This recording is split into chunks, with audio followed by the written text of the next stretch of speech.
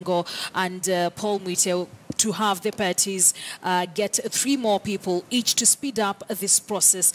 But for you, Muthomi, looking at these parallel activities that are happening on this side, what is your assessment? Well, this activity is actually part of the court process.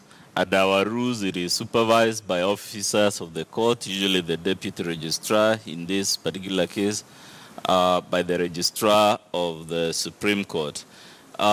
Depending on what they find out from this exercise, it could either bolster the case or weaken the case or be of no consequence. But I think one other thing we also need to realize at the end of the day, because in discussions like this, there is a lot of material we don't have access to, which the judges have direct access to.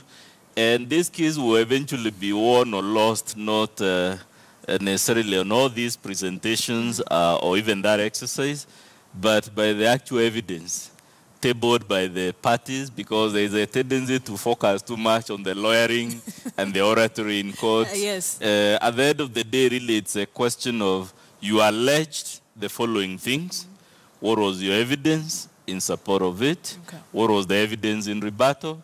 And based on the court's independent assessment of the rival evidence and arguments, what is the holistic view that the court thinks the matter should tilt either in dismissing or upholding the claim?